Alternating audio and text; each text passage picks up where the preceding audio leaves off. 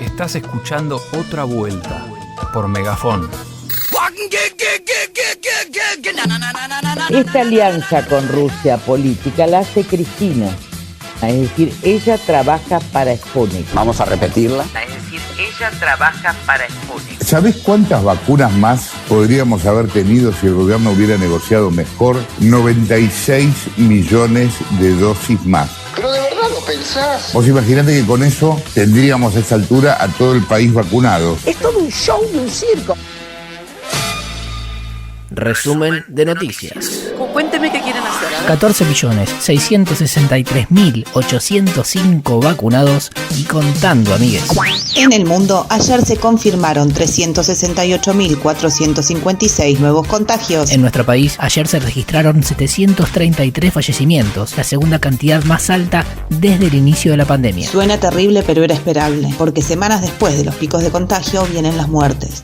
La buena es que en los primeros 7 días de junio se aplicaron 2.078.000 dosis y marcamos un récord de vacunación. Escalar la vacunación, seguir recibiendo vacunas, captar al 40-50% de la población, seguir sosteniendo los cuidados, sobre todo durante el invierno, podemos llegar a septiembre y ver algo de alivio. Hubo reunión con gobernadores. Hablaron del plan de vacunación, ajustaron detalles a aquellas provincias que vienen negociando vacunas. Y hablaron de las restricciones que vendrán. Respecto a la nueva fase, El gobierno apuesta a aprobar la ley de emergencia COVID antes del viernes. aunque todavía no entró en agenda, la Cámara Baja está trabajando para conseguir los votos faltantes y tratarla el jueves en diputados. Si para el viernes el semáforo epidemiológico se convierte en ley, ya no será necesario otro DNU. Aunque se viene un nuevo capítulo para las clases presenciales en Cava y Mendoza. Hola, ¿cómo les va? Murió Patricia Santos Torres, enfermera del Hospital Gutiérrez. Patricia era persona de riesgo e igual fue obligada a trabajar. Ya son más de 30 los enfermeros y enfermeras fallecidos por COVID en la ciudad y 203 en el país.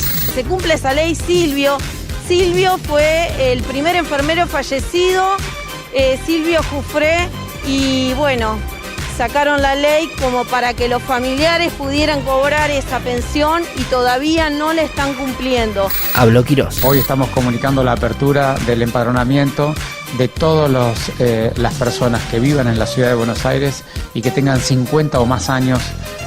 No importa, como yo decía, la condición o el tipo de trabajo que tengan, así que... Martes de filminas en la provincia. La primera conclusión es que veníamos prácticamente en una subida de tipo exponencial. Eso nos hubiese llevado al desastre. Con las medidas que se tomaron, se detuvo ese crecimiento. Otras noticias. Alberto Fernández anunció obras de infraestructura y créditos en Mercedes. Que es no solo darle a la gente la posibilidad de acceder a su casa, sino darle básicamente la posibilidad de acceder a un terreno donde puedan construir su propia casa. Y por eso, desde que empecé la campaña, anuncié que íbamos a crear un ministerio que se dedique exclusivamente a pensar en la vivienda. Se cayó otra causa contra Cristina. El juez federal Sebastián Ramos sobreseyó a la vicepresidenta, al viceministro de Justicia Juan Martín Mena y al senador Oscar Parrilli en una causa en la que se los acusaba de perseguir a Jaime Estius. Mi madre. La otra cara de vaca muerta. Mañana presentan en la legislatura de Neuquén un informe en el que se denuncia a Comarsa, la empresa encargada de procesar los residuos del fracking, por amontonamiento de basura sin tratamiento, la ocupación de tierras fiscales y la construcción de piletas de almacenamiento clandestinas con residuos altamente contaminantes. El informe además prueba la connivencia del Estado provincial en el accionar de la empresa.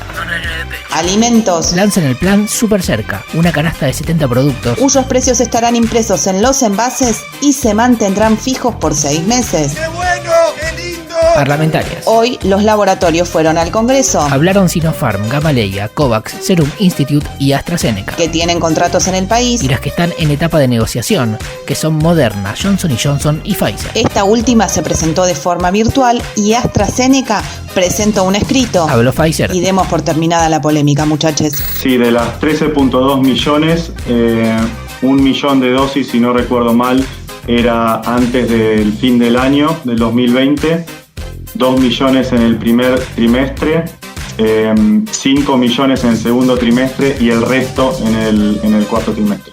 picadito.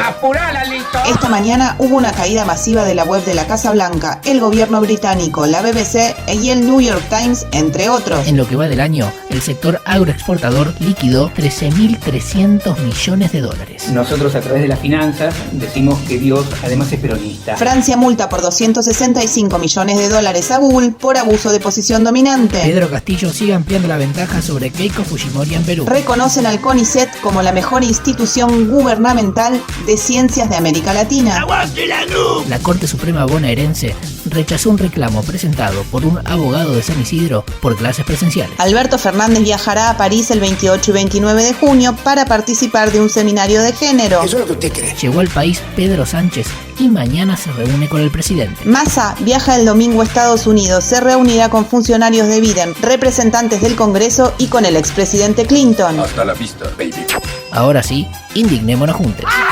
El juez federal de Mar del Plata, Alfredo López, hizo lugar a un amparo y dictó la inaplicabilidad de la ley de interrupción voluntaria del embarazo. Según el juez, la Corte Suprema debe definir si la ley aprobada por el Congreso es constitucional y hasta tanto no puede ser aplicada. ¿Quieres chequearlo? Además, aclaró que su condición de católico y respetuoso de la vida humana no resulta un impedimento para realizar el fallo. Sí, manzana. El escrito fue presentado por el ciudadano Héctor Adolfo Seri. Ciudadano que fue candidato por el Modín de Aldo Rico. Fue funcionario de aduanas y está procesado en una mega causa por estafa. ¿Quiere más? Y ahí no termina la cosa. Seri, además, en 2019 estuvo prófugo de la justicia. Una pinturita. El gobierno nacional informó que apelará. Y paren todo, porque habló el indio.